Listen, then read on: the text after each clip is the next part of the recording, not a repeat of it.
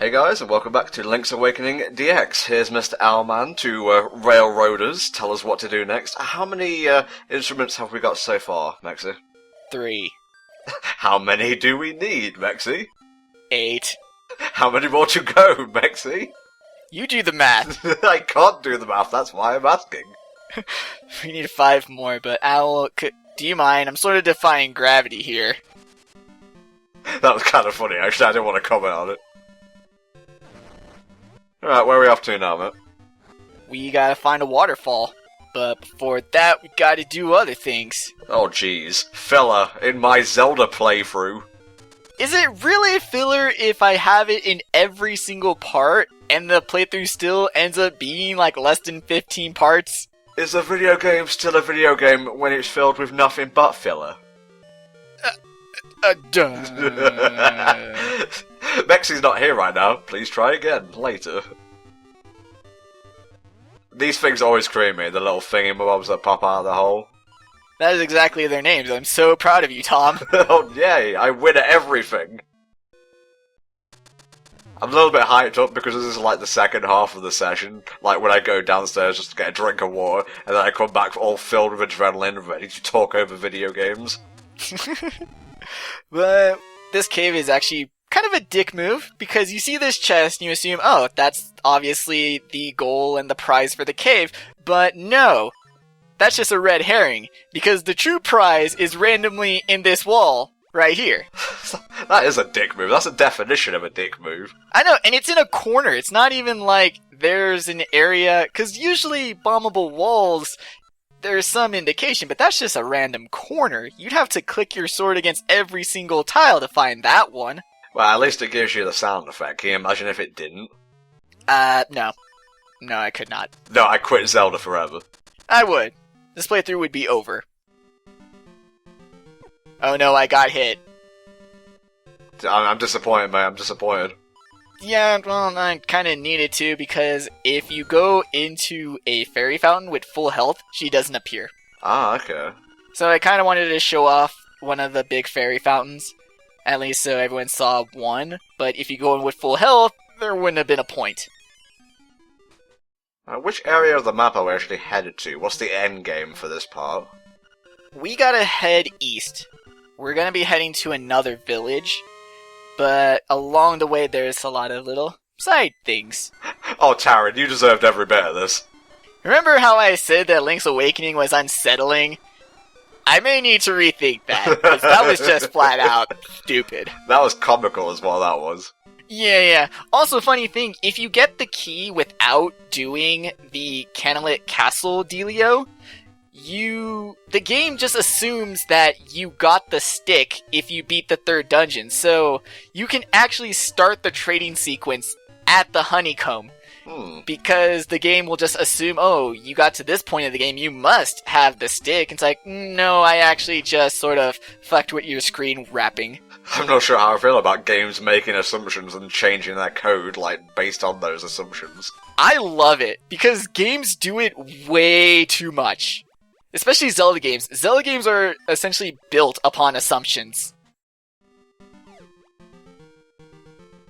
Can't attack these guys unless you want to get shocked, so just ignore them. You also gotta watch out for crabs. Of course. This is a video game staple here, people. And pretty much, I mean, both in games and IRL, crabs are bad. I had no fucking idea what this meant, because I assumed that it was related to this seashell next to him. I was like, what the fuck does that even have to do with anything? But No, it means search under the bridge when you have the ability to go into the water. yeah, but that's definitely one tip when you're looking for all the seashells, is dig around owl statues. There's no real indication, but it's definitely to your benefit, because most of the owl statues have at least one shell nearby. So, what was that about dark undertones in this game, where we've come to a village of fluffy bunnies? They talk, dude. They talk. And I talk. Does that make me sinister? It scares me. Well, I imagine the word retake triggers something. I'm sorry. I only talked to this bunny because he mentions the Dream Shrine, which is a thing. We're gonna be going there, so Dreams. I think I've said too much. Also, bear wanting honey, huh? Disgraceful stereotypes. This game is the worst. Tub of goo. You just want to talk. I think this is another part of the game where I got a little bit stuck, because obviously you've got to do a little bit of a training sequence. You got to bring Marin to the village in order to progress. Yeah, which it's still not quite as long as the castle, but it's up there. Like, when you get to the first half of the dungeons, it just escalates what you have to do to get to the next dungeon and the next dungeon. And by the time you get to the fourth one, you assume that shit. To get to the last one, I'm gonna have to play essentially the entire game. Which, yes, but... I'm not saying a bit of, like, cryptic, puzzly stuff in a game is bad, don't get me wrong. I'm just pointing out the parts where I got stuck originally. There are 4 children in the village. There's this guy. There's one by the weathercock. I kid you not, that's what it's called.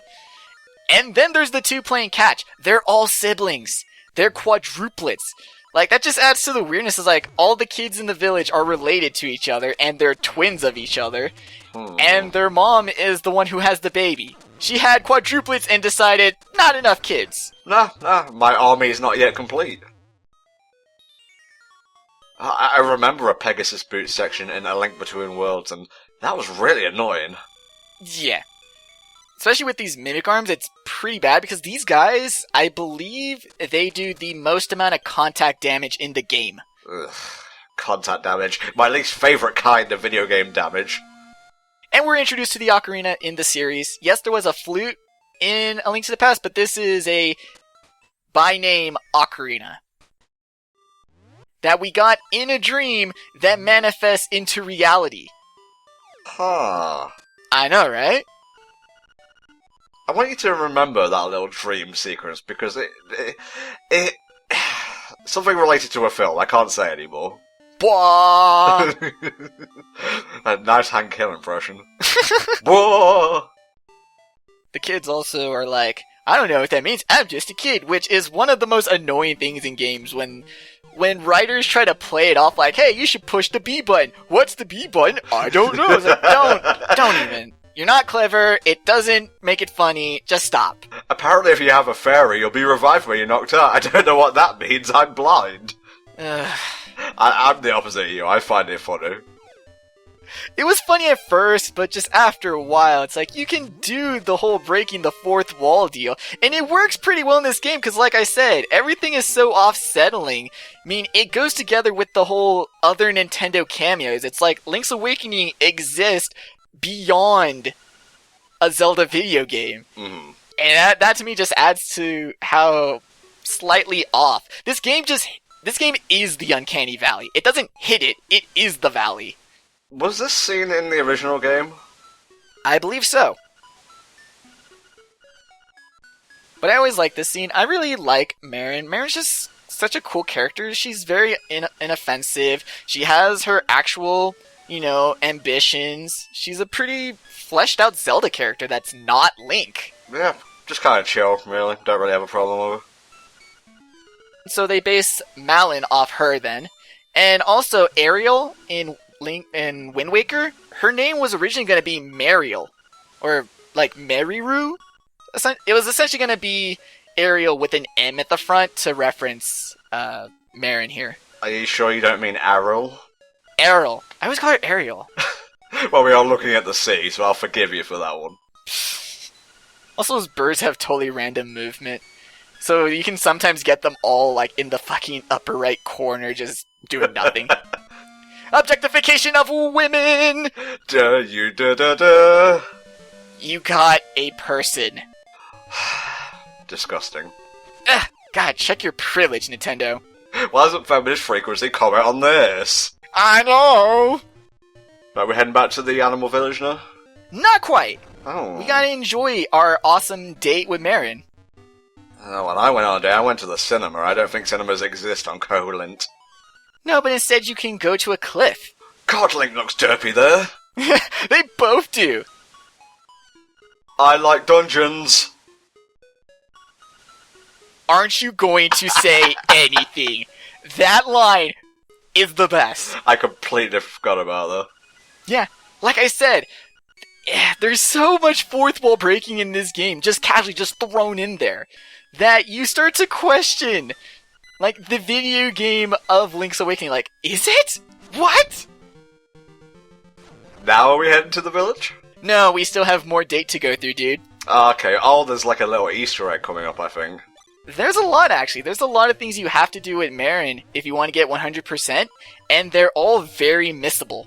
Like, if you don't do them, fuck you, you don't get 100%. I'm picking a really bad time to bring this up, but there was a, like, I want to say like a ROM hack of this. Do you know what I'm talking about, like, before I bring it up?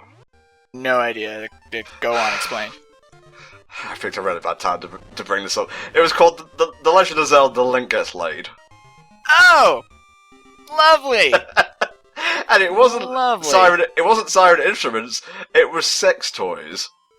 Oh. That was one of my earliest forays into ROM hacks and like, along with Pokemon Brown and such. What the fuck?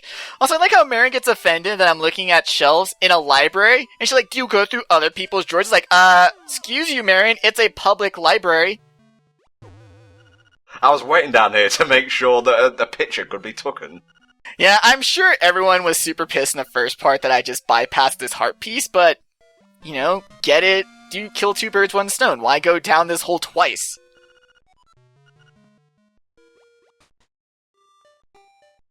Now are we going to the village? You really have no idea how to treat a lady on a date, do you, Tom? Well, sometimes a guy just wants to get to the animal village, if you know what I'm saying. And sometimes a guy just wants to show a girl a good time around her own village. And show off all the nice new dialogue that you get from her. Doesn't she have, like, alternate dialogue if you keep hitting the chicken?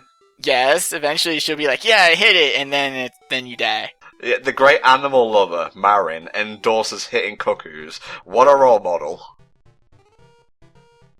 This picture right here, I keep forgetting it sometimes, and like I said, if you miss any of these pictures or anything else, and, you know, go to the animal village, you can't go back. You can't be like, hey, Marin, let's redo that date. I kinda need to get 100%. No, you're fucked. Oh, cock-blocked by her dad. Well, if anyone else, it's gonna be him. It's a me. I'm the cock-block. Moving on. One last thing. Probably the best one, though. This better end up with her getting on the conveyor belt. Maybe. Maybe. Also, this costs you money. So, yeah. Well, that's a date for you, I guess. Yeah, this is a cutscene that costs you money. But it's so good and so worth it. No, wait. Oh, shit, you went too far. You're going... No! This is not Speed Demos Archives approved. No. No. Uh-oh. Hashtag fuck nerds. Get picked. No, where are you taking me? To hell. So I just remembered that Simpsons bit. No, where are you throwing me? Da-da-da-da, you got a nerd. Nerd. Pros aren't allowed in here. Alright, that's telling you, I guess, Mexi. I guess, yeah. Playthrough over, not allowed. Yeah, we'll see in the next part where Marin is the one doing all the commentary. Finally! But yes, now we're going to the animal village, Tom. Oh, praise the goddesses. We'll use this handy-dandy teleporter to get back there in a jiff. See you next time.